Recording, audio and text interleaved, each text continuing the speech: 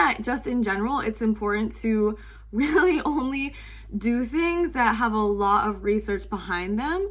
And for example, one big thing that I recommend for my clients most days, and know this, I will only recommend things that are for sure going to be done most days, because you're a human being, I'm a human being. I can only get things done most days. I can't promise you that every single day of my life I'm going to do something every single day. That's just, so most days we want to have an overnight fast of 12 to 14 hours.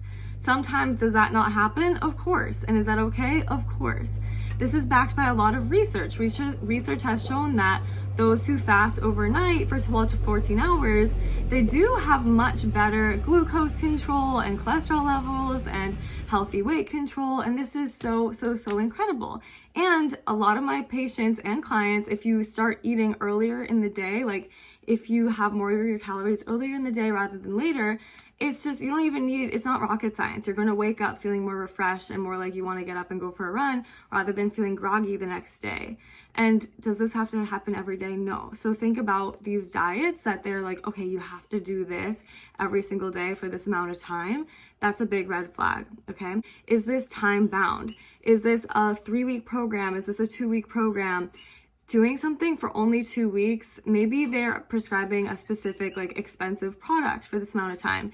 Is this backed by science? Does this have a lot of research behind it?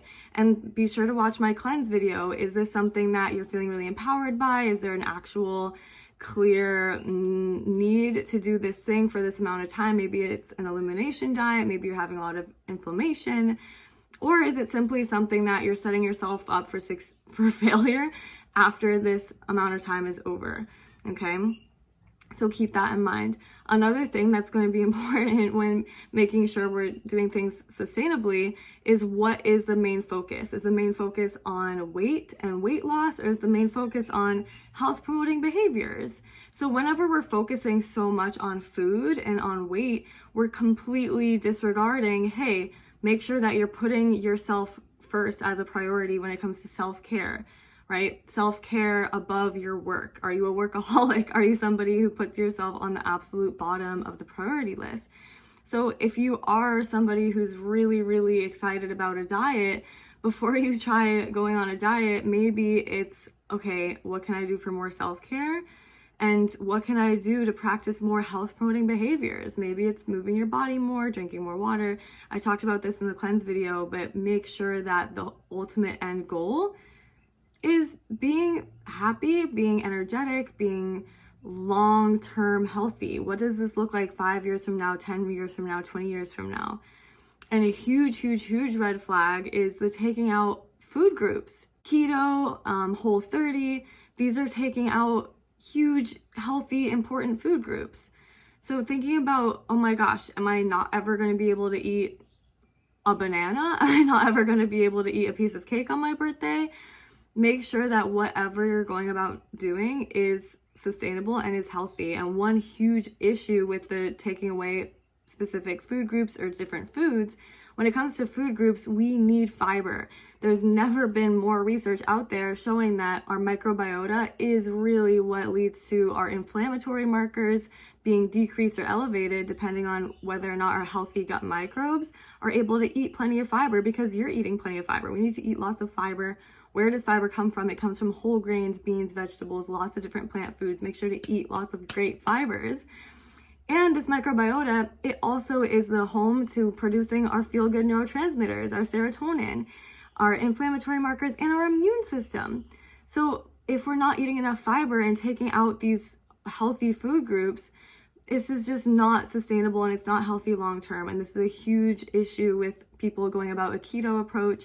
I have patients, I have clients who are coming off of keto and they swing into a diabetic issue when they eat healthy foods, and it's just so yeah. When it comes to eating or not eating specific foods, I know this can be really hard for people. They're like, oh my gosh, my whole life I always put cookies on a pedestal, and cookies are a bad food and I shouldn't eat cookies, and this program says I'm gonna not eat any added sugar and I'm not gonna blah blah blah.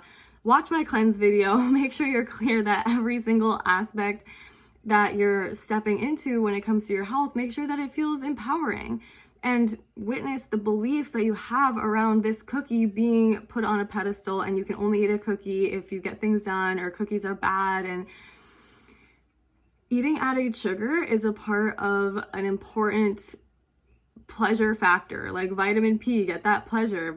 Cookies are actually healthy to allow you to eat healthy food sustainably.